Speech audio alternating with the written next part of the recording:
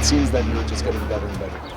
What can you attribute to that? It's funny, we were talking about that the other day. Drew Adams had actually mentioned that to me when I was at Penn State. He's like, you weren't this good at Penn State, but I started playing in high school, and I had to teach myself how to do this stuff. So for me, I've been progressing as a technician and learning the position over the years, and I think I hit my peak in the pros. But also, after I blew my knee out, I had to learn how to just not rely on my athleticism. I had to become a technician. And I think after I blew my knee out, that's when I really started taking off, because I broke the game down finally. I broke it down into many parts from a technical perspective. And I think that's what helped me become as good as I am, and I think it helped me continue to evolve and help evolve my guys that I teach. So whereas no one wants to get injured, that was a blessing in disguise? It was a complete blessing in disguise. You know, I usually roll my eyes when people say things happen for a reason, but that certainly did happen for a reason. With your performance last week, what are you expecting this week? I expect the same thing every week. My job is to get the ball, so I'll kill myself to do that on every single rep. And, I'll put it in the hands of the guys who know how to shoot, and hopefully we come out with another W. You want to win every single face-off, and you should feel like you're the best face-off guy in the world. I've been saying that my whole career.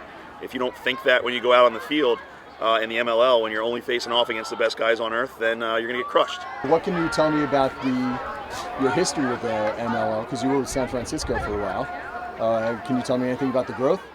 Yeah, the growth of the sport's obviously been awesome. The few years that San Francisco and LA existed in this league, and there was a Western Conference that I got to be part of with San Fran, you saw the game explode out in those areas, and it continues to explode. And I think it's a huge testament to my generation of players who left the game and now are building the sport in all different areas of the country. And it's a huge testament to the MLL. Kids are watching the game on TV. They're watching it in groves, and they're coming to games in groves. And the club lacrosse scene has kind of taken off, and all this stuff's happening. And I think a huge part of it has to do with Major League Lacrosse.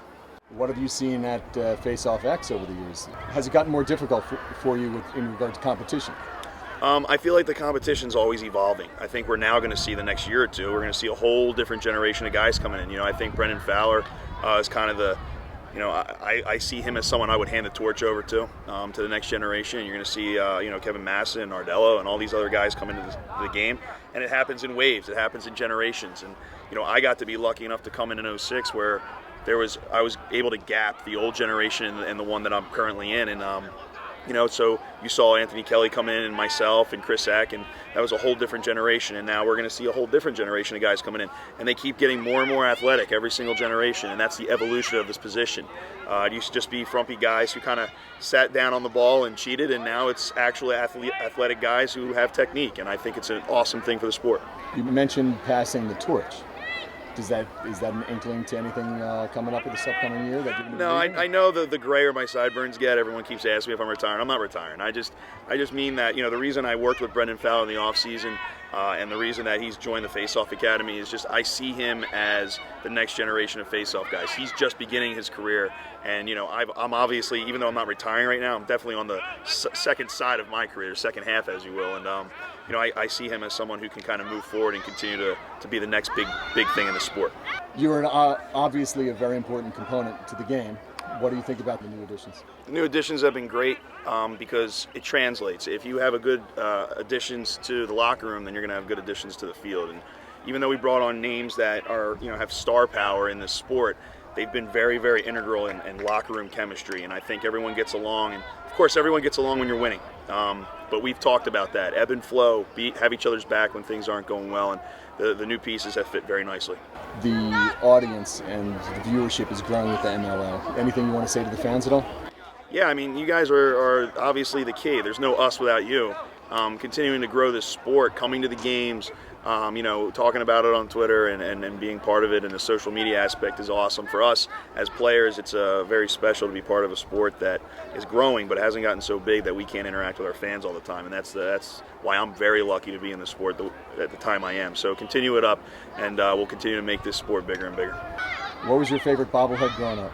My favorite bobblehead was my Anthony Penny Hardaway bobblehead from the Orlando Magic back in the day. I'm dating myself because not one kid watching this is going to know who that is, but Penny Hardaway was the man back in the day.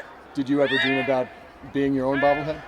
You know what? No, I never had any kind of dream about it. When they mentioned that this was going to happen, I thought it was pretty cool. And now that I see it and how ridiculous it is, it's really funny. But it's an honor, obviously, but it's really funny. if you went head to head with the bobblehead on Faceoff X, who would win? He's got way bigger calves than me. He would probably win. What would you say to all the kids out there that might be listening if they want to be a bobblehead in the future? Want to be a bobblehead in the future? I wouldn't make that your aspiration. I would focus on the important things, like you're hitting the wall and hitting the books, and then you continue to do things. You keep chasing your dreams. One day you could have a giant head on something.